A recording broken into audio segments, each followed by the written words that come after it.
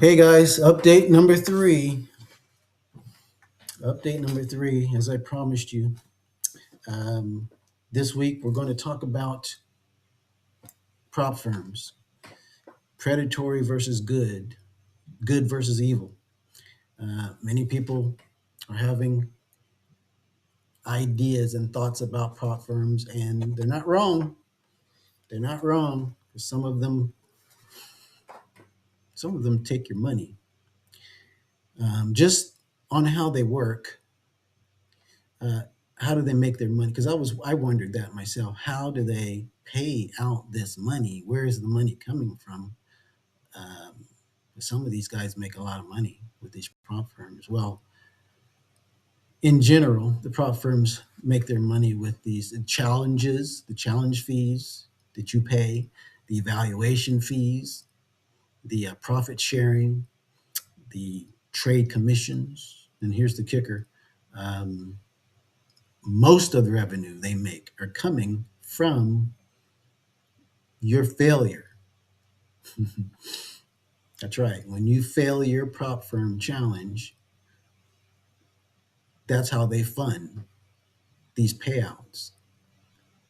And then, not to mention the monthly fee that you're paying every month. Now, think about it. You have a prop firm challenge and you failed it, and you're like, man, I was almost there. What are you going to do? Well, you're coming off the hip again. You're probably going to purchase another one, two, five, 10, however many, and you're going to do it again. And that's how they hook you. And they make a lot of money doing this. And no real funds are being traded. It's just capital coming from you. And now there are predatory firms that actually that's all they do. And when it comes payout time, you get crickets, or it's just very difficult. They make it very difficult to to get your money. Now, there's good and evil in these prop firms. But first, let's talk about the traditional, legitimate prop firm back in the day. They still exist, but this has been around for a while. This is not new. Prop firms, the traditional business model for a proprietary firm was one that it was an investment firm that allocated capital to their own in-house traders, and they kept all the funds. They kept the money. The investors did, the company, and that was the traditional business model for a prop firm. Now, from there, someone had the great idea since 2020 when everybody got into trading and they figured they could, you know, be a professional trader. They said, well, somebody said, since everybody thinks they can trade, let's do this. Let's come up with a business model that allows for them to take a challenge and trade in a fake environment, a simulated environment. We'll charge them for this evaluation process, and we'll set a set of rules in place. And so here's where the predatory part comes in. A lot of these rules are unnecessary and made to be broken and made for you to fail. You are set up to fail from the very, very start, you see, um, with a lot of them. Now, and then they rinse and repeat. And, and that's where the bulk of their revenue comes from. That's where the bulk of their revenue comes from. Because when you ask for a payout, it's all this red tape and hoops to jump through. And evaluation time, they have to check all the trades. That's going to take, I had this one prop firm that said they were going to, it took 30 days for them to check all the trades and make sure that I didn't break any rule. That's crazy. No. But on the other hand, you have legitimate prop firms that, with this new business model, with yes, simulated funds, but it works if they're legitimate. And one way that you know it works is, number one, they don't keep charging you a monthly fee. I mean that most of them do, but just think about it. The ones that are really legitimate, they want you to become funded. They want you to go to the live funded phase. They support you in that. And the reason is because they are tied in on the back end to the real market with live funds. And so when you demonstrate that you are a profitable trader and that trade goes through,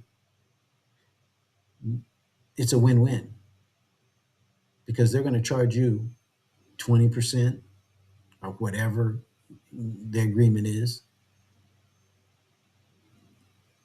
That's their half, that's their part, and you keep the rest. And that's their revenue stream. And so they're behind you, they want you to become funded. And so with Atmos, is the one that Tradeorithms recommends. I'm with Atmos. No monthly fees.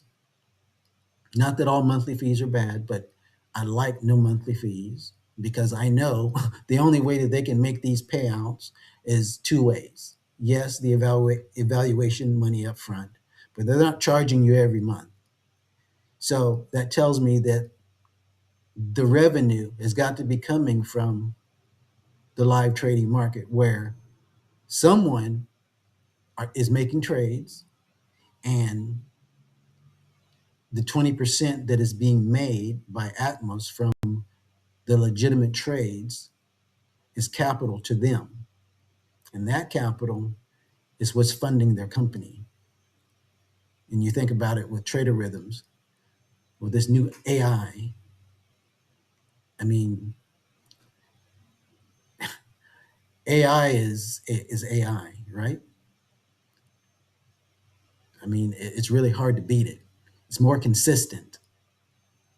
And so with an AI trade type of a business model, and you have a prop firm that says, hey, I think AI is pretty solid.